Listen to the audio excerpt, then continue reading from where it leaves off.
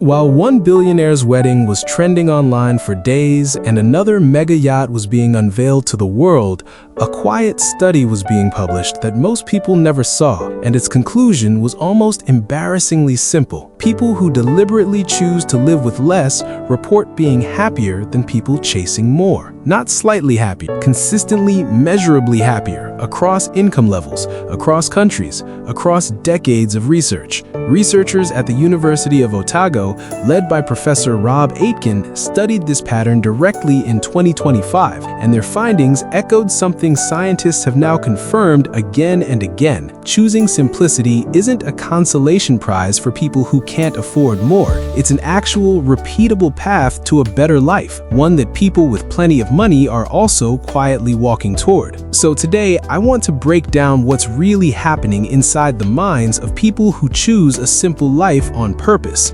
Because once you understand the mechanism behind it, you'll realize this isn't about being poor or frugal or giving things up. It's about something far more strategic than that. Let's start with the obvious question. If simplicity made people happier, wouldn't everyone already be doing it? The truth is, most of us are running on an assumption we never actually question, that more options, more possessions, and more convenience automatically make life better. It feels true. It's marketed to us constantly, but researchers who reviewed 23 separate studies on this exact question found the opposite pattern showing up again and again. People who intentionally reduced consumption and excess in their lives so they could focus on what actually mattered to them consistently reported higher well-being than people chasing accumulation. Here's where it gets specific, and this is the part most people never hear. A study published in the Journal of Macro Marketing looked closely at people who practiced voluntary simplicity, meaning they deliberately consumed less and relied more on their own skills and effort. These weren't just people saving money.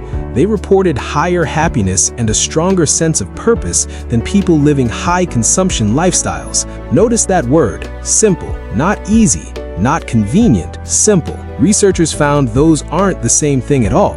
And mixing them up is exactly why so many people chase the wrong version of a better life. Let me make this real with an example. Picture two neighbors. One fills every room in the house, closets packed, garage overflowing, a subscription for everything, a constant stream of packages arriving at the door. The other keeps a smaller home, owns fewer things, but every single item in it was chosen on purpose. The first neighbor has more. The second neighbor, according to the research, is far more likely to describe their life as satisfying, purposeful, and calm. Why? Because researchers identified 5 specific psychological ingredients that show up again and again in people who live simply: autonomy, competence, mental space, awareness, and positive emotion. Let me break down what that actually means in plain language, because each one matters. Autonomy means your choices feel like they're actually yours, not decisions made for you by advertising, social comparison, or the next upgrade cycle. Competence means relying on your own skills and effort instead of outsourcing everything, which builds a quiet form of self-respect most convenience-driven lifestyles never offer. Mental space means fewer decisions, fewer possessions to manage, fewer notifications competing for your attention, which frees up bandwidth your brain didn't even realize it was spending. Awareness means actually noticing your life instead of numbly consuming through it. And positive emotion is simply what tends to show up once the other 4 are in place. Here's a metaphor that captures this well. Think of your attention and energy like a cup. Every possession you own, every subscription you're paying for, every decision you have to make about maintaining, using, or replacing something, that's a drop taken out of the cup. Most people spend their entire lives adding more things into their cup, assuming a fuller cup means a better life. Voluntary simplifiers do something different. They pour some of it back out on purpose, so there's actually room left over for the things that matter: relationships, rest, meaning, presence. Now here's the detail that makes this even more interesting, and it connects directly to what we do on this channel. Researchers found this link between simplicity and happiness was actually strongest for people with lower incomes, not the wealthy. In other words, this isn't a luxury reserved for people who've already made their money and can afford to walk away from it. It's available right now at any income level because it was never really about how much you own. It was always about how deliberately you're choosing what stays in your life and what doesn't. This is the real doctrine behind people who choose a simple life. It's not about deprivation.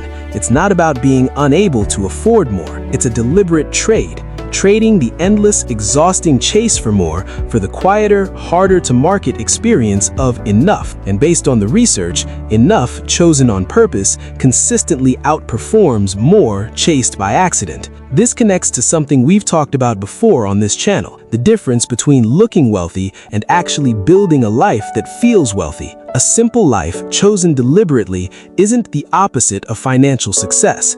In many cases, it's what financial success looks like once someone finally has the freedom to choose it. So here's something worth sitting with today. Look around your own life, your schedule, your subscriptions, your closet, your commitments.